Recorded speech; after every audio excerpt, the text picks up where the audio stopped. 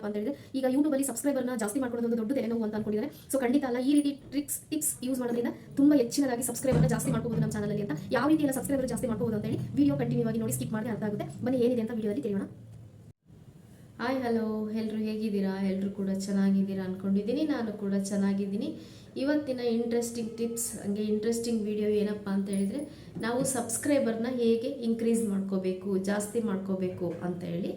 So ಈ ಒಂದು content ಸಂಬಂಧಪಟ್ಟಂತೆ ನಾನು ಇವತ್ತು ವಿಡಿಯೋ ಮಾಡಿ ಟಿಪ್ಸ್ನ ಹೇಳೋಣ ಅಂತ ಇದ್ದೀನಿ. ಸೊ ಮೊದಲನೇದಾಗಿ ಬಂದುಬಿಟ್ಟು ನಾನು ಏನು ಹೇಳೋಕ್ಕೆ ಇಷ್ಟಪಡ್ತೀನಿ ಅಂದರೆ, ನಮ್ಮ ಹೆಣ್ಮಕ್ಳಿಗೆ ಒಂದು ಉತ್ತಮವಾದ ಪ್ಲಾಟ್ಫಾರ್ಮ್ ಅಂದರೆ ಮನೆಯಲ್ಲೇ ಕೂತ್ಕೊಂಡು ಒಂದು ಬಿಸ್ನೆಸ್ಸೇ ಆಗಿರ್ಬೋದು, ಒಂದು ಏರ್ನೇ ಅರ್ನಿಂಗ್ ಮಾಡ್ತೀನಿ ಅಂದ್ರೂ ಕೂಡ ಒಂದು ಉತ್ತಮವಾದಂತಹ ಒಂದು ಸ್ಟೇಜ್, ಒಂದು ಸ್ಥಳ ಅಂದರೆ ನಾನು ಯೂಟ್ಯೂಬ್ ಅಂತ ಹೇಳ್ತೀನಿ. ಯಾಕೆ ಅಂದರೆ ಇದು ಎಲ್ಲೂ ಹೊರಗೆ ಹೋಗಂಗಿರಲ್ಲ, ಎಂತ ಇಲ್ಲ. ನಾವು ನಮ್ಮ ಪ್ರತಿಭೆಯನ್ನು ತೋರಿಸ್ಕೊಳ್ಳೋಕ್ಕೆ ಒಂದು ಉತ್ತಮವಾದ ಒಂದು ಸ್ಥಳ ಅಂದರೆ ಯೂಟ್ಯೂಬ್ ಆಗಿರ್ಬೋದು, ಈ ಸೋಷಿಯಲ್ ಮೀಡಿಯಾಗಳು ಆಗಿರ್ಬೋದು. ಸೊ ಕೆಲವೊಬ್ಬರು ಹೇಳ್ಬೋದು ಸೋಷಿಯಲ್ ಮೀಡಿಯಾ ತುಂಬ ಡೇಂಜರು ಅಂತೇಳಿ. ನಾವು ಅದನ್ನು ಸೋಷಿಯಲ್ ಮೀಡಿಯಾಸ್ನ ಯಾವ ರೀತಿ ಯೂಸ್ ಮಾಡ್ಕೋತೀವಿ, ಇನ್ಸ್ಟಾಗ್ರಾಮ್ ಆಗಿರ್ಬೋದು, ಫೇಸ್ಬುಕ್ ಆಗಿರ್ಬೋದು, ಇನ್ನು ಯೂಟ್ಯೂಬ್ ಆಗಿರ್ಬೋದು, ನಾವು ಯಾವ ಥರ ಯೂಸ್ ಮಾಡ್ಕೊತೀವಿ ಅನ್ನೋದು ಅದು ನಮ್ಮ ಮೇಲೆ ಡಿಪೆಂಡು. ನಾನು ಯೂಟ್ಯೂಬ್ ಬಗ್ಗೆ ಮಾತಾಡಬೇಕು ಅಂತ ಅಂದ್ಕೊಂಡಿದ್ದೀನಿ. ಸೊ ಅದಕ್ಕೋಗಿ ಯೂಟ್ಯೂಬ್ ಬಗ್ಗೆ ಮಾತಾಡ್ತಿದ್ದೀನಿ. ನಾವು ಒಂದು ಯೂಟ್ಯೂಬಲ್ಲಿ ಒಂದು ಏನೋ ಅರ್ನಿಂಗ್ ಮಾಡ್ತೀನಿ ಅಂತ ಹೇಳಿದರೆ, ನಾವು ಯೂಟ್ಯೂಬ್ಗೆ ಪಾರ್ಟ್ನರ್ ಆಗಬೇಕು ಅಂತ ಹೇಳಿದರೆ ಫಸ್ಟು ಅವರು ರೂಲ್ಸ್ ಆ್ಯಂಡ್ ರೆಗ್ಯುಲೇಷನ್ ಫಾಲೋ ಮಾಡಬೇಕಾಗುತ್ತೆ. ಅದರಲ್ಲಿ ಮೇಯ್ನಾಗಿ ಬರೋದು 1000 ಸಬ್ಸ್ಕ್ರೈಬರ್ ಮತ್ತು 4000 ವಾಚ್ ಅವರ್ ಫುಲ್ ಮಾನಿಟೈಸೇಷನ್ ಮಾಡ್ಕೊಳೋಕ್ಕೆ. ಇನ್ನು ಸೆಕೆಂಡ್ ಬಂದುಬಿಟ್ಟು 3000 ವಾಚ್ ಅವರು, ಇನ್ನು 500 ಸಬ್ಸ್ಕ್ರೈಬರ್ನ ಮಾಡ್ಕೋಬೇಕಲ್ವಾ. ಸೊ ಇದೆಲ್ಲ ನಾವು ಕಂಪ್ಲೀಟ್ ಮಾಡಿದ ಮೇಲೆ ನಾವು ಪಾರ್ಟ್ನರ್ ಮಾಡ್ಕೋತಾರೆ. ಅದಾದಮೇಲೆ ಡಾಲರ್ ಆ್ಯಡ್ ಆಗುತ್ತೆ, ಅದಾದಮೇಲೆ ಅರ್ನಿಂಗ್ ಸ್ಟಾರ್ಟ್ ಆಗುತ್ತೆ. ಅದಕ್ಕಿಂತ ಮೊದಲು ಸ್ವಲ್ಪ ಶೀತ ಆಗಿದೆ, ಸೊ ಅಡ್ಜಸ್ಟ್ ಮಾಡ್ಕೊಳ್ಳಿ. ಅದಾದಮೇಲೆ ಸ್ಟಾರ್ಟ್ ಆಗೋದು ನಮ್ಮ ಅರ್ನಿಂಗು. ನಾವು ಇಷ್ಟೆಲ್ಲ ಮಾಡಬೇಕು, ಅರ್ನಿಂಗ್ ಮಾಡ್ಕೋಬೇಕು ಅಂತ ಹೇಳಿದ್ರೆ ಸಬ್ಸ್ಕ್ರೈಬರು ವಾಚ್ ಅವರ್ ಕಂಪ್ಲೀಟ್ ಆಗಿರಬೇಕು. ಸಬ್ಸ್ಕ್ರೈಬರ್ನ ಹೇಗೆ ನಾವು ಮಾಡ್ಕೋಬೇಕು, ಬೇಗ ಜಾಸ್ತಿ ಹೇಗೆ ಸಬ್ಸ್ಕ್ರೈಬರ್ನ ಮಾಡ್ಕೋಬೇಕು ಅಂತ ಹೇಳಿದರೆ, ನಾನು ಒಂದು 5-6 ಟಿಪ್ಸ್ ಹೇಳ್ತೀನಿ ನನ್ನ ಎಕ್ಸ್ಪೀರಿಯನ್ಸ್ ಪ್ರಕಾರ. ಸೊ ಏನಂತ ಹೇಳಿ, ಮೊದಲನೇದಾಗಿ ಬಂದುಬಿಟ್ಟು ಒಳ್ಳೆ ಕಂಟೆಂಟ್. ನಾವು ಒಂದು ಯೂಟ್ಯೂಬ್ ಚಾನಲ್ನ ಸ್ಟಾರ್ಟ್ ಮಾಡಿದ್ದೀವಿ, ವೀಡಿಯೋಸ್ನೆಲ್ಲ ಹಾಕ್ತಿದ್ದೀವಿ ಅಂದರೆ ಒಂದು ಒಳ್ಳೊಳ್ಳೆ ಉತ್ತಮವಾಗಿರೋಂಥ ಕಂಟೆಂಟ್ಗಳನ್ನ ಸೆಲೆಕ್ಟ್ ಮಾಡಿಕೊಂಡು ಹಾಕಬೇಕಾಗುತ್ತೆ ವೀಡಿಯೋಸ್ನ.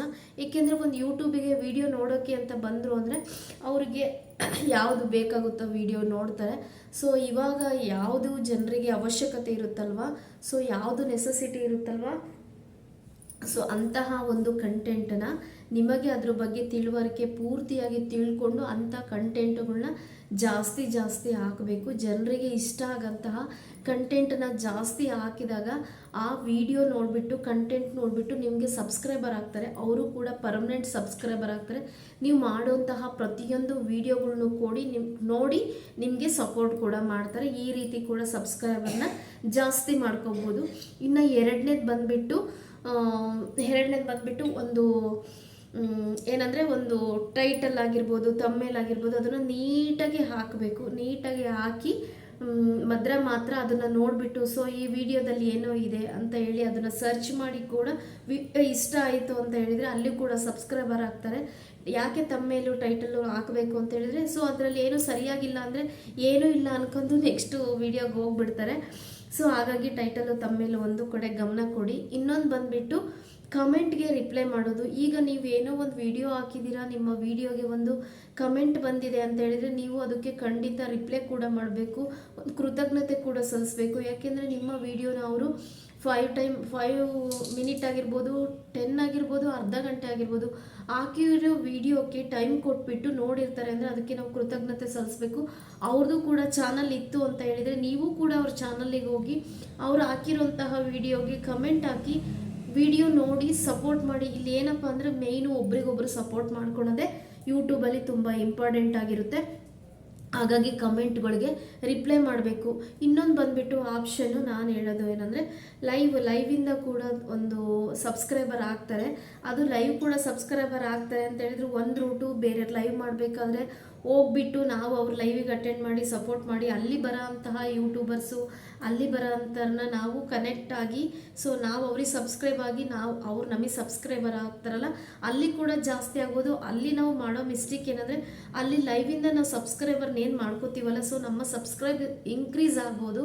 ಬಟ್ ಅದರಿಂದ ಯಾವುದೂ ಯೂಸ್ ಇಲ್ಲ ಅಂತೀನಿ. ಯಾಕೆ ಅಂದರೆ ಪ್ರತಿಯೊಬ್ಬರು ಕೂಡ ಅಲ್ಲಿ ಸಬ್ಸ್ಕ್ರೈಬರ್ ಆಗಿಬಿಡ್ತಾರೆ. ಆಗೋ ಅರ್ಜೆಂಟಿಗೆ ಅಲ್ಲಿ ಮೇಯ್ನಾಗಿ ಬೇಕಿರೋದು ಸಬ್ಸ್ಕ್ರೈಬರ್ ಆಗಿರ್ತಾರೆ ಅವರಿಗೆ. ಸೊ ಸಬ್ಸ್ಕ್ರೈಬರ್ ಆಗ್ತಾರೆ, ಹೋಗ್ತಾರೆ, ನೆಕ್ಸ್ಟ್ ವೀಡಿಯೋ ನೋಡಲ್ಲ. ಪರ್ಮನೆಂಟ್ ಸಬ್ಸ್ಕ್ರೈಬರ್ ಅಲ್ಲ, ಪರ್ಮನೆಂಟ್ ಸಬ್ಸ್ಕ್ರೈಬರ್ ಬೇಕು ಅಂತ ಹೇಳಿದರೆ ನೀವು ನಾ ಹೇಳಿದ್ದೆಲ್ಲ ಒಳ್ಳೊಳ್ಳೆ ಕಂಟೆಂಟ್ ಆಗಬೇಕು. ವಿಡಿಯೋ ವೈರಲ್, ಇನ್ನೊಂದು ವಿಡಿಯೋ ವೈರಲ್ ಆದಾಗೂ ಕೂಡ ಸಬ್ಸ್ಕ್ರೈಬರ್ ಜಾಸ್ತಿ ಆಗ್ತಾರೆ. ವಿಡಿಯೋ ಹಿಂಗೆ ನೋಡ್ತಾ ನೋಡ್ತಾ ಲೈವ್ ನೋಡ್ತಾ ನೋಡ್ತಾ ತುಂಬ ಜನ ವೈರಲ್ ಆದಾಗ ಬಂದು ಚಾನಲಿಗೆ ಕೂಡ ಸಬ್ಸ್ಕ್ರೈಬರ್ ಕೂಡ ಜಾಸ್ತಿ ಆಗ್ತಾರೆ. ನಂದು ಕೂಡ ಸ್ವಲ್ಪ ಇತ್ತು ಸ್ಟಾರ್ಟಿಂಗು, ವಿಡಿಯೋ ವೈರಲ್ ಆದಮೇಲೆ ಸೊ ಜಾಸ್ತಿ ಆಗಿದೆ.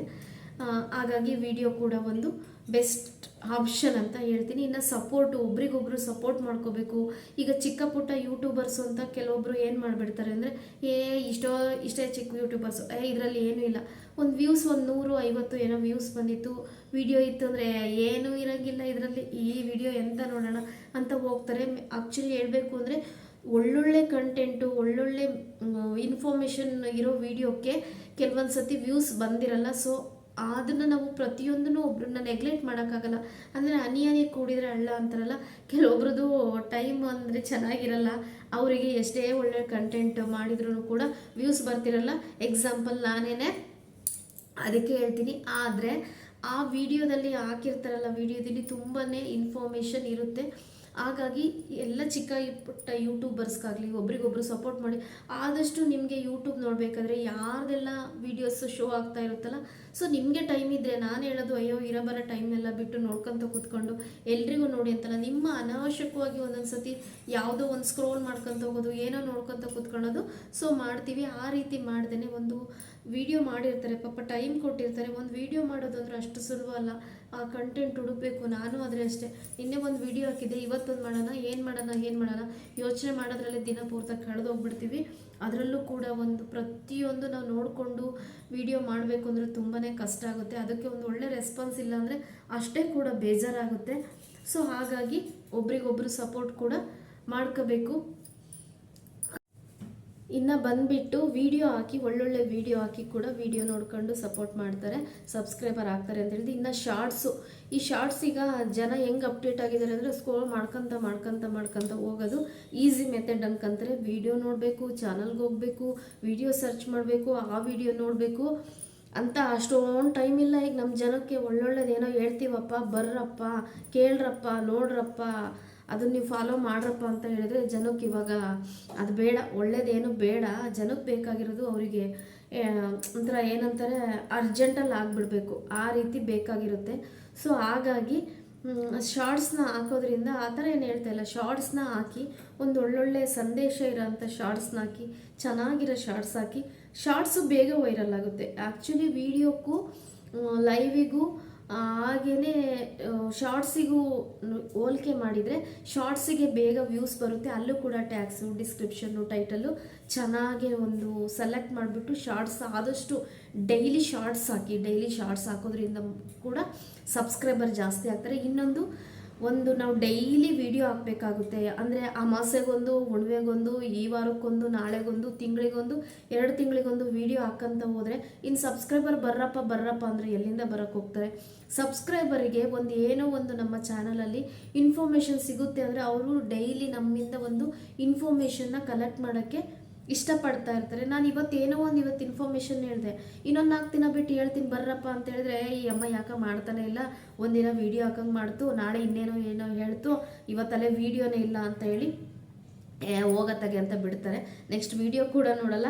ಕೆಲವೊಬ್ಬರು ಏನಂತಾರೆ, ಏನು ಹೇಳ್ಬೋದು ಅವರಿಗೆ, ಸೊ ಹೋಗತ್ತಾಗೆ ಅಂತ ಹೇಳಿ ಸಿಟ್ಟು ಬಂದು ಕೂಡ ಅನ್ಸಬ್ಸ್ಕ್ರೈಬ್ ಕೂಡ ಆಗ್ಬೋದು. ಹಾಗಾಗಿ ಆದಷ್ಟು ಡೈಲಿ ವಿಡಿಯೋ ಕೂಡ ಹಾಕೋಕ್ಕೆ ಪ್ರಯತ್ನ ಮಾಡಿ. ಶಾರ್ಟ್ಸ್ ಹಾಕಿ, ವಿಡಿಯೋ ಹಾಕಿ, ಇಷ್ಟೆಲ್ಲ ಹೇಳಿದ್ನಲ್ಲ, ಅದು ಇನ್ನೊಂದು ಮೇಯ್ನು ನಿಜ, ಸತ್ಯ ಅನ್ನೋದು. ಒಂದು ವಿಡಿಯೋ ಮಾಡ್ತಾ ಇದ್ದೀವಿ ಅಂತ ಹೇಳಿದರೆ ಆ ವಿಡಿಯೋದಲ್ಲಿ ನಾವು ಪ್ರತಿಯೊಂದನ್ನು ಕೂಡ ನಿಜನೇ ಹೇಳಬೇಕಾಗುತ್ತೆ.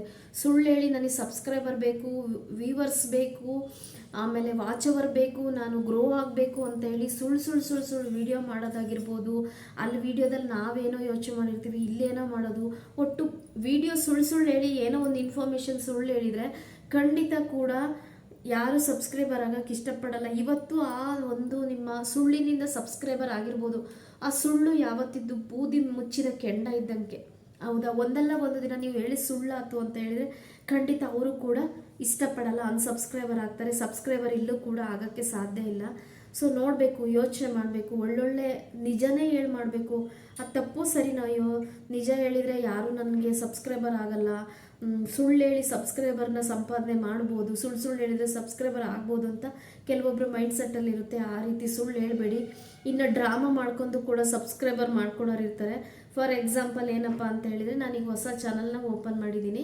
ಸೊ ಆವಾಗ ನನಗೆ ಸಬ್ಸ್ಕ್ರೈಬರ್ ಅವಶ್ಯಕತೆ ಇರುತ್ತೆ. ಇನ್ನೊಂದೇನೋ ಹಳೆ ಚಾನಲ್ ಕೂಡ ಒಂದಿರುತ್ತೆ, ನನಗೆ ಹೊಸ ಚಾನಲ್ಗೆ ಸಬ್ಸ್ಕ್ರೈಬರ್ ಬೇಕಾಗಿರುತ್ತೆ.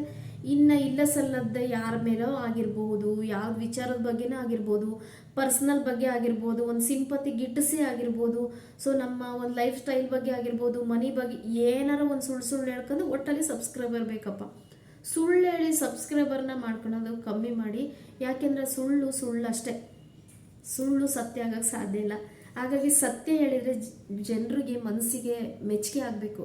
ನಮ್ಮನ್ನು ಒಬ್ಬರು ಜನ ಇಷ್ಟಪಡ್ತಾ ಇದ್ದಾರೆ ಅಂದರೆ ನಮ್ಮಲ್ಲಿ ಸತ್ಯ ಇರಬೇಕು, ಆಗ ಮಾತ್ರ ಜನ ಇಷ್ಟಪಡೋಕ್ಕೆ ಸಾಧ್ಯ. ಆದಷ್ಟು ಸುಳ್ಳು ಹೇಳಿದಾರೇ ಒಂದು ಒಳ್ಳೊಳ್ಳೆ ವಿಡಿಯೋ ಹಾಕಿ ಹಿಂಗೆ ಅಂದರೆ ಇನ್ನೂ ಒಂದು ಹೇಳಬೇಕು ಅಂತ ಹೇಳಿದ್ರೆ, ಈಗ ನಾನು ಏನೋ ಮುಖಕ್ಕೆ ಹಚ್ಬಿಟ್ಟೆ, ಗ್ಲೋ ಬರೋ ಥರ ಹಚ್ಬಿಟ್ಟೆ ಅಂತೇಳಿ ಯಾವುದೋ ಒಂದು ರೆಮಿಡಿ ತೋರಿಸ್ಬಿಟ್ಟು ಆಮೇಲೆ ಹಚ್ಚಿ ತೋರಿಸಿ ಒಂದು ಫೇಸ್ಗೆ ಗ್ಲೋ ಅಂದರೆ ಒಂದು ಎಫೆಕ್ಟ್ ಕೊಟ್ಟು ಏನೋ ಕೊಟ್ಟು, ಹೇ ನೋಡಿ ನನ್ನ ಫೇಸ್ ಎಷ್ಟು ಗ್ಲೋ ಆಗಿದೆ, ಹೀಗಾಗಿದೆ ಹಾಗಾಗಿದೆ ಅಂತೇಳಿ ಆ ರೆಮಿಡಿಯನ್ನು ಇವ್ರು ಟ್ರೈ ಮಾಡಿ ಅದು ಇನ್ನೊಂದೇನೋ ಎಫೆಕ್ಟ್ ಆಗಿ, ಸೊ ಆ ರೀತಿ ಮಾಡೋಕ್ಕೆ ಹೋಗ್ಬಿಡಿ. ನಿಮಗೆ ಅದರಿಂದ ಕರೆಕ್ಟಾಗಿ ಯೂಸ್ ಆಗಿದೆನಾ ಅದನ್ನು ಫಸ್ಟ್ ಆಫ್ ಆಲ್ ಥಿಂಕ್ ಮಾಡಿ, ಅದು ನಿಜ ಇದ್ದರೆ ಆಮೇಲೆ ಇದು ಮಾಡಿ. ಕೆಲವೊಂದು ವಿಡಿಯೋ ಕೂಡ ನೋಡಿದೆ ನಾನು. ಈಗ ಡಯಟ್ ಅನ್ನೋದು ಒಂದು ತುಂಬ ಇದಾಗಿದೆ, ಟ್ರೆಂಡಿಂಗ್ ಆಗಿದೆ. ಅವರು ಕೂಡ ಕೆಲವೊಬ್ರು ಏನು ಮಾಡಿದ್ದಾರೆ, ಡಾಕ್ಟ್ರಲ್ಲ ಏನೂ ಅಲ್ಲ, ಅವರಿಗೆ ತಿಳಿದ ಮಟ್ಟಿಗೆ ಒಂದು ವೆಯ್ಟ್ ಲಾಸ್ ಮಾಡೋ ಅಂಥದ್ದೇನೋ ಟಿಪ್ಸ್ ಹೇಳಿದ್ರಂತೆ. ಸೊ ಅದೇನೋ ನೀರು ಕುಡಿದ್ಬಿಟ್ಟೆ ಕೂಡ ವೆಯ್ಟ್ ಲಾಸ್ ಮಾಡ್ಬೋದು ಏನೋ ಹೇಳಿದ್ರಂತಪ್ಪ, ನೋಡಿದ್ದೆ ಒಂದ್ಸರಿ.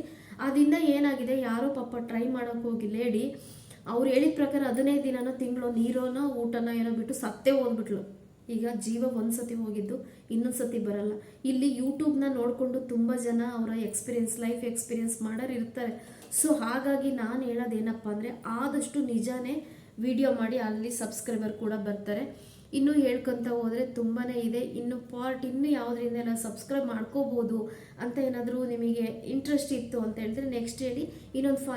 ಇನ್ನೊಂದು 10 ಇದೆ ಪಾಯಿಂಟ್ಸು, ಅದನ್ನು ಕೂಡ ಹೇಳ್ತೀನಿ. ಇದು ಬಿಟ್ಟು ಪಾಯಿಂಟ್ಸ್ ಇದ್ದಾವೆ, ಅದನ್ನು ಹೇಳ್ತೀನಿ. ಇವತ್ತಿನ ಈ ಸಬ್ಸ್ಕ್ರೈಬರ್ ಇನ್ಕ್ರೀಸ್ ಮಾಡ್ಕೊಳೋ, ಜಾಸ್ತಿ ಮಾಡ್ಕೊಳೋ ಈ ವಿಡಿಯೋ ನಿಮಗೆ ಯೂಸ್ ಆಯಿತು ಅಂತ ಅನ್ಕೋತೀನಿ. ಯೂಸ್ ಆಯಿತು ಅಂದರೆ ಲೈಕ್ ಮಾಡಿ, ಈ ವಿಡಿಯೋಗೆ ಶೇರ್ ಮಾಡಿ, ಕಮೆಂಟ್ ಮಾಡಿ. ಇನ್ನು ಚಾನಲ್ ಸಬ್ಸ್ಕ್ರೈಬ್ ಮಾಡ್ಕೊಂಡಿಲ್ಲ ಅಂದರೆ ಸಬ್ಸ್ಕ್ರೈಬ್ ಕೂಡ ಮಾಡ್ಕೊಳ್ಳಿ ಅಂತ ಹೇಳ್ತೀನಿ. ಇನ್ನೊಂದು ಇಂಟ್ರೆಸ್ಟಿಂಗ್ ವಿಚಾರದಲ್ಲಿ ಮತ್ತೆ ಸಿಗ್ತೀನಿ ಅಂತ ಹೇಳ್ತಾ ಈ ವಿಡಿಯೋದಲ್ಲಿ ಬಾಯ್ ಹೇಳ್ತೀನಿ. Thank you so much. Bye.